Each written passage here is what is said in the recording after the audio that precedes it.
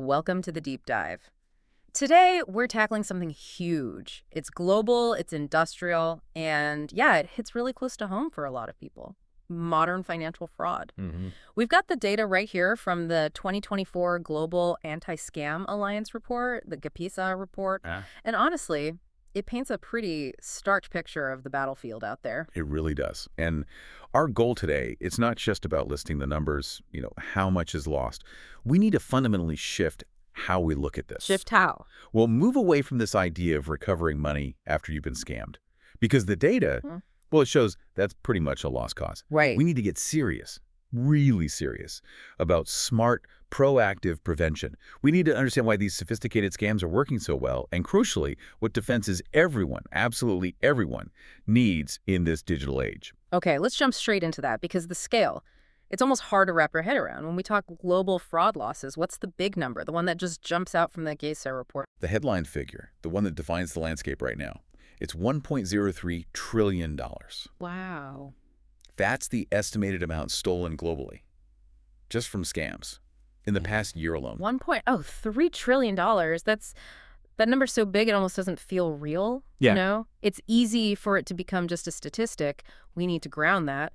That kind of money doesn't just disappear. It's a massive hit to the system. Absolutely. When you see $1.03 trillion being siphoned off like that, what does that actually mean? What are the consequences economically? It fundamentally changes the whole discussion. This isn't just about individuals losing money anymore, though that's devastating. It's about systemic damage, that capital. It's pulled out of the productive economy. Meaning slower growth, less money for startups, higher insurance costs for everybody, and maybe most importantly, a real drop in confidence. Trust in digital finance and online banking, it takes a hit. So people get scared to do business online. Exactly. And if that happens, the whole digital economy slows down. It's this huge drag on global GDP, and all that money is effectively funding highly organized international crime on a massive scale. So we're not just talking about, someone's uncle losing their retirement savings, which is terrible. We're talking about the money needed for maybe 10,000 new businesses just gone, diverted to criminals. Precisely. It elevates this from a personal tragedy, which it is, to a global security issue. Yeah. And that brings us right back to the core point from the data, doesn't it? If the threat is that big industrial scale, then our defense. It has to be the top priority. Prevention is just infinitely better than trying to recover anything. Infinitely better. If we accept that trillion-dollar reality, then defense has to be the focus. The data makes that absolutely clear. Okay, so here's where we hit this really interesting, maybe worrying disconnect in the data. It seems to be driven by, how we think about ourselves. The GASA report suggests people are way too confident about spotting scams. What did the research find? Yeah, it reveals this really significant cognitive bias. The data shows that 67% of people, that's two-thirds of everyone globally, they genuinely believe they can spot a scam. They feel pretty secure, like they know what to look out for. Wait a second, 67% feel safe, but we're losing over $1 trillion? Something's not adding up there. Someone's wrong. It sounds like the scams themselves have just evolved way past the obvious red flags we think we're looking for. Our own confidence might actually be the biggest problem here. That's a huge part of it. We're still watching out for that, the poorly spelled email about a long-lost prince. Right, the obvious stuff. When the real threat is now super personalized, looked perfect, uses perfect grammar, and probably arrives as a text message. That's exactly the issue. People are generally scanning for things that look like obvious scams, malware links, really badly designed fake websites. They aren't prepared for the social engineering that uses real data about them, data that shouldn't be public, or attacks that just prey on our instinct to react quickly when stressed. How do they do that? The stress thing? Scammers understand cognitive load. They hit you with a sudden stressor, maybe a fake fine notification, an urgent alert from your bank, a message about a relative in trouble. That immediate stress, it can short-circuit our rational thinking, the part that says, wait, let me check this. People overestimate their ability to just pause and think clearly when they believe there's a crisis happening right now. Okay, that overconfidence makes the next bit of data even harder to swallow.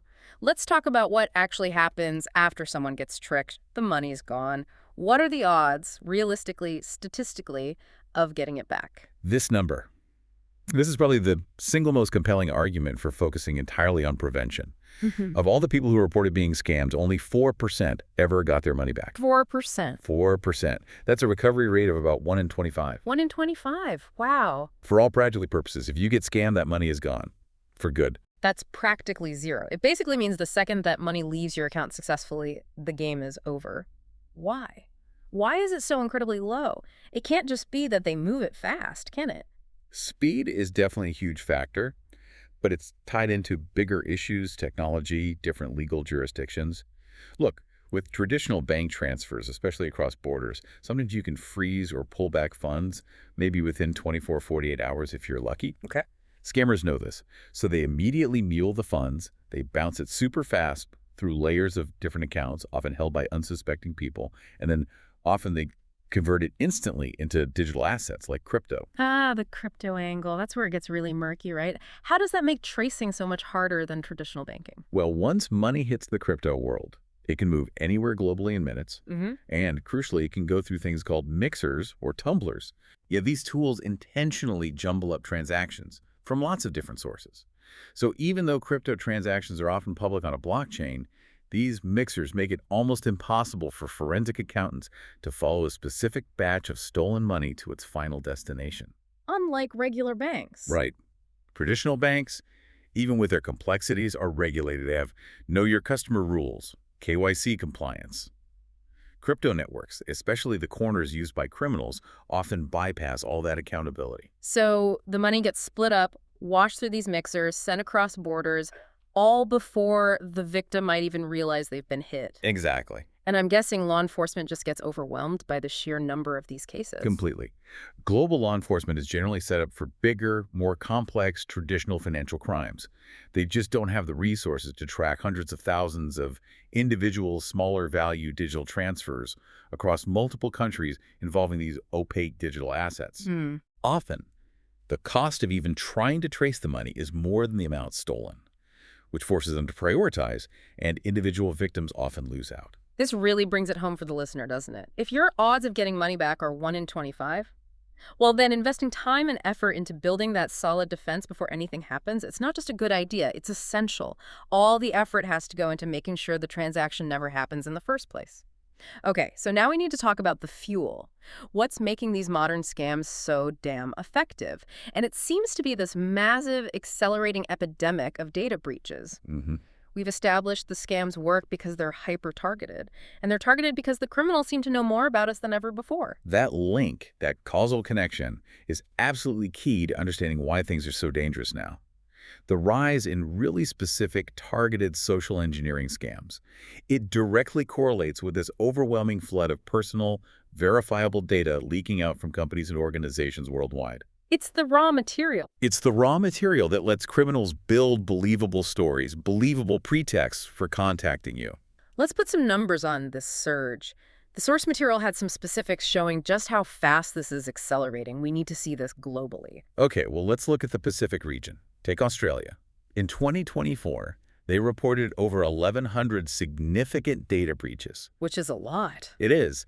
But what's really critical is that number represents a 25% increase in just 1 year. Wow. The speed at which these criminal databases are getting updated and expanded is picking up pace. And it's not just one region, right? Even places with strong regulations like Europe are seeing this. That's right. Look at the Netherlands. They have strong data protection authorities, GDPR, all of that.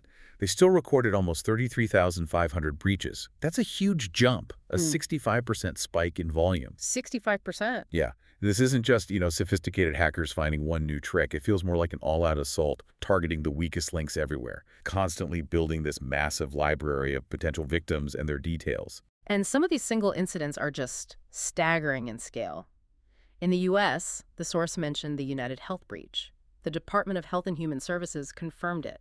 How many people did that affect? That single breach affected 100 million Americans. 100 million. Just think about the kind of data involved in a healthcare breach. It's not just names and addresses, is it? No, it's incredibly sensitive, detailed information. Medical histories, billing information, insurance details, very specific contact points.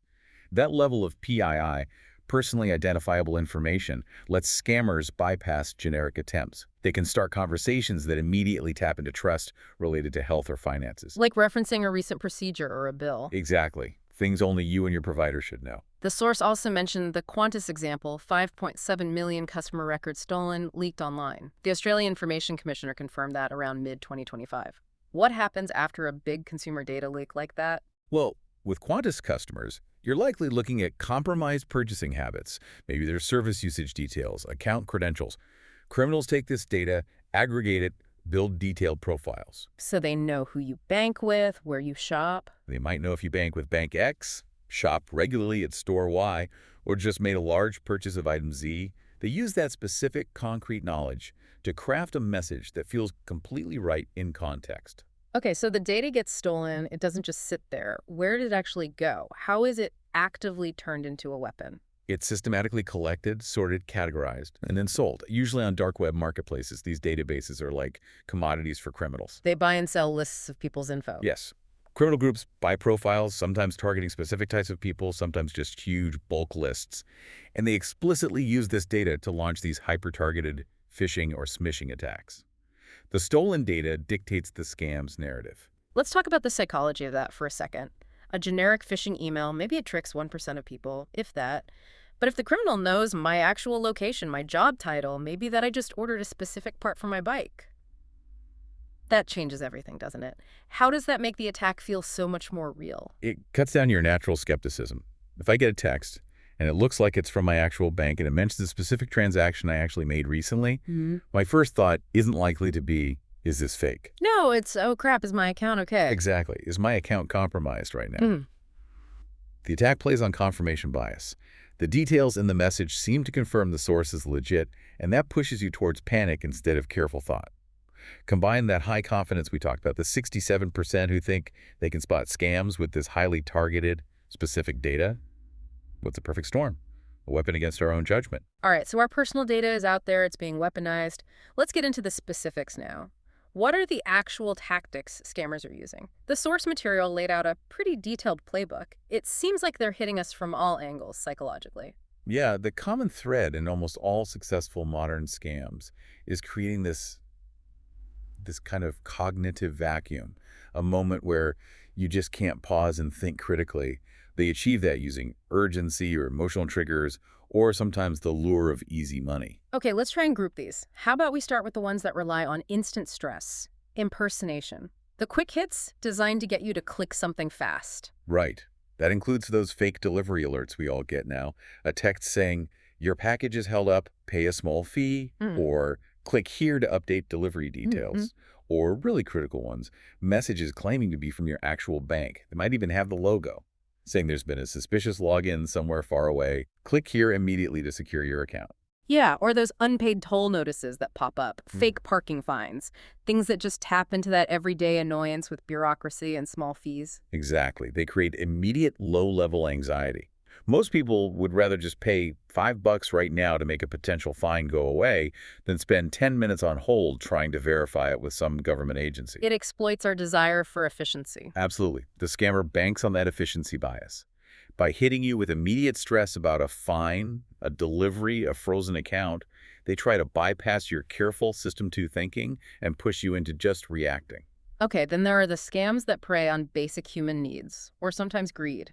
If someone's desperate for money, their judgment might already be shaky. What's a common tactic there? One of the most common, and really quite damaging, is the fake job offer. Specifically, job offers that, bizarrely, ask you to send them money up front. That sounds obviously wrong. How does that even work? Well, they often look like legitimate remote work positions or freelance gigs. They succeed because the person who's maybe been searching for work for a while, someone desperate for income, engages in some serious cognitive dissonance.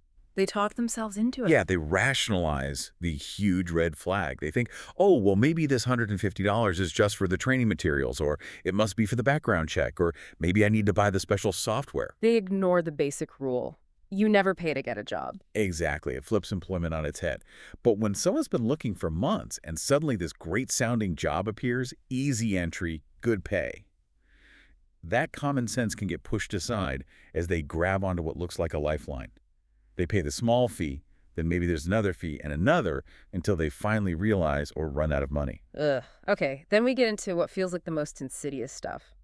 The personalized emotional attacks. The ones that play the long game, like that wrong number message that starts a whole conversation. Yes, this is often the opening move for romance scams or for those incredibly destructive investment scams, often called pig butchering. Pig butchery. Yeah, fattening the victim up before the slaughter, basically. It starts innocently, a text message, seemingly by accident. Oh, sorry, wrong number. Hey, that's in a nice profile picture, though. Something designed just to start a chat. And then? And the scammer invests time, weeks, sometimes months, building rapport, building trust, maybe even building what feels like genuine affection or romance. The victim invests emotionally. And that emotional investment, that's the real hook, isn't it? Makes them ignore warning signs. It's the absolute core of this type of social engineering. Once that deep trust is built, the conversation will eventually subtly pivot. Not usually to asking for money because of a crisis, but more often toward some kind of amazing financial opportunity. Usually it involves some opaque cryptocurrency investment platform. And the losses can be huge. Catastrophic. Because victims aren't just losing money.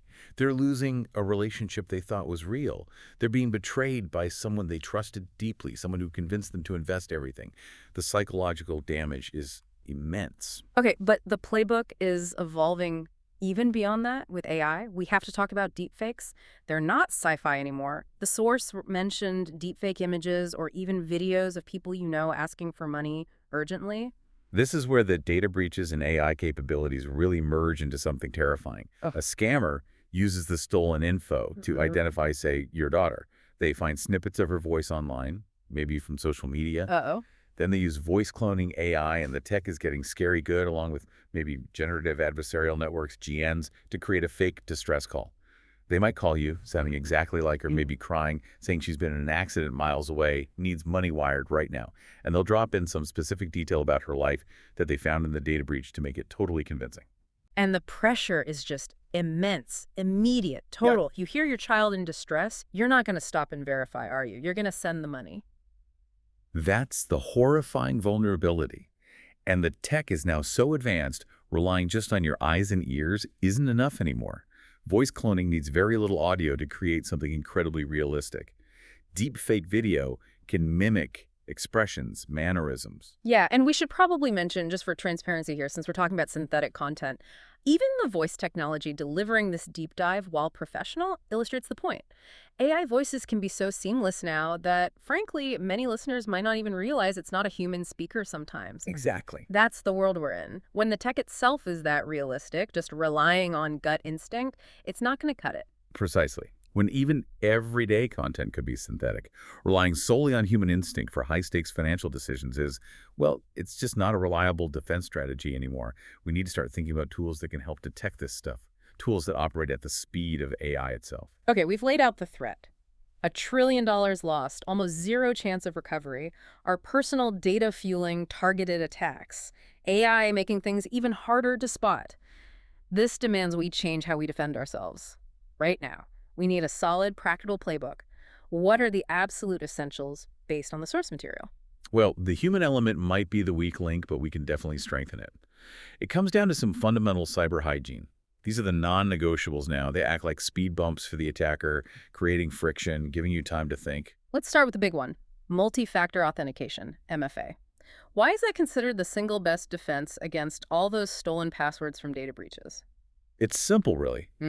If or maybe when your password gets stolen in a breach, MFA makes that stolen password basically useless on its own, because MFA requires something else, a second factor that the hacker doesn't have. Usually it's a code sent to your phone, or generated by an app, or maybe even a physical USB security key. The criminal might have bought your password off the dark web, but they don't have your phone in their hand, they don't have your physical key. And you need this everywhere, right? Not just banking. Everywhere important. Definitely email. That's often the key to resetting all your other account passwords. So secure your email first, then banking, financial accounts, social media too, because impersonation scams start there. Okay. And the other basic, unique passwords. Yes. Use a different strong password for every single site. That way, if one site gets breached, the criminals don't get the keys to your entire online life. Password managers make this totally manageable now. There's really no excuse not to do it. All right, now let's talk about countering that urgency tactic scammers love. The source mentioned a rule of separation. What's the immediate gut reaction rule we need to adopt when we get one of those unexpected high-pressure messages? The absolute #1 rule is do not click the link or reply directly to the message or call that number back. That link, that number, that is the trap. Clicking it or calling it back just validates their approach. Okay, so I get that urgent text from my bank saying suspicious activity, click here, pause, don't click. What does separation mean in practice? What do I do instead? You need to verify the claim through a completely separate, known, trusted channel. An out-of-band channel, Meaning, meaning close the suspicious text message app. Don't use any links or numbers from it. Instead, open your browser and type in your bank's official website address yourself, or open their official mobile app that you downloaded previously. Or, even better, pick up the phone and call the official customer service number that's printed on the back of your actual bank card, yeah. or in a statement you know is real. I see. So you initiate the contact through a channel you know is legitimate, completely bypassing the potential scam message. Exactly. It takes the control away from the scammer, it breaks their timeline, stops them using fake links or spoofed numbers. It creates that crucial pause. And gives you breathing room. Yes, it creates a necessary delay. Remember, scammers rely on panic and speed. The moment you step back and use a separate channel to verify, you're back in control. If the real bank says, nope, no issue here, you know the message was fake. If they say, yes, there is an issue, well, now you're dealing with it through their proper, secure channel. It's a simple habit, but incredibly powerful. Okay. And one last basic check. Something about keeping an eye on the small stuff. Yeah, just regularly check your bank and credit card statements. Criminals who buy stolen card details often test them first with tiny little transactions, maybe $1, maybe less, just to see if the card is live before they try a big purchase or withdrawal. Ah, the test charge. Right. Catching those tiny weird charges immediately can be your last chance to shut the card down before a much bigger loss happens. It's basic vigilance, but still essential. So we've got the basics down. MFA, strong passwords, the rule of separation, checking statements. But given the scale of the problem, the breaches, the deepfakes, the near-zero recovery, just relying on human vigilance feels, well, it feels like maybe it's not quite enough anymore, especially against AI-driven scams. It's getting harder and harder. If the attacks are operating at machine speed, using sophisticated AI, our defenses need to keep up. Humans under pressure, we need help. We need like an instant, unbiased second opinion before we click that link or send that money, especially when almost any message could be based on stolen data. Which brings us to using technology for defense. The source material talks about a preventative tool, TrustCheck AI. Before we get into how it works, there's a story behind it, isn't there? A philosophy driven by that harsh reality of non-recovery. That's right. The idea for this kind of preventative tech, it didn't come from a boardroom. It came from personal experience. Apparently, the developer's own family member got scammed. Oh. And the big takeaway from that painful experience was exactly what the GASA data shows. Recovery is basically impossible. So the only way forward was prevention. That meant designing a tool that wasn't about forensics after the fact, but about giving people an immediate, easy-to-use preemptive defense right at the moment they receive something suspicious. So the whole point is to bolster our judgment in that critical moment, not take over. Exactly. Enhance judgment, not replace it. That's key. Okay, let's walk through it. I get a weird text. Maybe it feels high pressure. Maybe it just feels off. How does something like TrustCheck AI actually help me decide what to do? It's designed to be really straightforward. You take the suspicious content, could be the text message itself, a link, an image, even a screenshot of a longer chat conversation, like in those romance or investment scams, and you upload it to the app. The AI scans it instantly. What's it looking for in, say, a suspicious text? It does a few things at once. First, it analyzes the language. Is it using high-pressure words, urgent demands? Are there weird conversational jumps? Psychological red flags for distress or too good to be true opportunities. Okay. Second, if there's a link, it checks it out. Where does it really go? Does it redirect through weird places? How old is the website domain? Is it linked to known scam networks or suspicious IP addresses? Third, if it's an image or media, it looks for signs it might be a deepfake or synthetically generated. And then it tells you. It gives you a clear risk rating, low, medium, or high. But, and this is the really valuable part, it doesn't just stop there. No. It tells you why it gave that rating. It explains the reasoning. Like, it might say high risk, This message uses three known urgency tactics and asks for immediate payment or medium risk. This website address looks very similar to your bank's, but it was only registered yesterday, a common scammer tactic. Ah, the why. That's crucial. Because it's not just saving you from that one scam, it's teaching you what to look for next time. It actually builds your own judgment over time. That's precisely the goal. That's the ethical AI principle in action. It's about augmentation, helping you, not replacing you. You stay completely in control. The AI is just giving you this powerful, super fast, unbiased second opinion. It cuts through the panic the scammer wants to create, gives your rational brain a chance to catch up, armed with actual data. So, when we're overloaded with information, feeling anxious, maybe about to react too quickly, the AI acts like a sort of psychological circuit breaker, gives you that space to think clearly before you act. Exactly. It restores that vital moment of pause that the scammer is desperately trying to eliminate. It's really about using technology to fight back against the misuse of technology, to restore some confidence in our digital interactions. That whole idea of power back to the people. It acknowledges, look, we know your data is compromised out there, but here's a tool to help you filter out the bad actors trying to use it against you. Okay, this sounds like something a lot of people could use, especially facing a trillion-dollar threat. How accessible is it? Is it expensive? The aim is widespread adoption, so the barrier to entry is deliberately low. You can actually run your first few scans completely free, just to try it out, see how it works. Okay. For ongoing protection, there's a subscription, but it's priced accessibly, the source mentioned, around the price of a coffee per month. The idea is to make powerful prevention available to everyone, not lock it away, only for those who can afford expensive security suites. And if people want to check this out right now, add that layer of protection. Yep, TrustCheck AI is available for download now. You can find it on Google Play and also on the Apple App Store. #tag outro. So, as we wrap up this deep dive, the picture is pretty clear, isn't it? That $1.03 trillion lost, the shocking 4% recovery rate, it forces us to accept a new reality. These massive data breaches mean just being generally careful online isn't enough anymore. Prevention isn't just a good idea, it's really the only effective strategy we have left. We absolutely have to use better tools to fight back against sophisticated AI-powered attackers. That means embracing those essential cyber hygiene habits we talked about: MFA, unique passwords, verification. And it means integrating ethical AI tools that enhance our judgment, give us that crucial pause, provide the clarity to make safe decisions. That's how we start to neutralize the huge psychological advantage scammers currently have. And maybe think about this. If the financial cost of global fraud is over $1 trillion a year, what's the deeper cost? The cost to just trust. Social trust, when every unexpected message, every call, every online interaction could be fake, could be malicious. Confidence in just communicating digitally starts to break down. So the question to ponder is, how can we use ethical, human-focused AI not just to protect our money, but to actually help rebuild that fundamental trust in the digital world? That really is the bigger goal, isn't it? Securing not just our finances, but the future of how we connect and interact online. You can download TrustCheck AI on Google Play, or the App Store links are in the description. Host, speaker, and expert speaker. TrustCheck AI, giving you the freedom to think clearly, act fearlessly, and take your power back.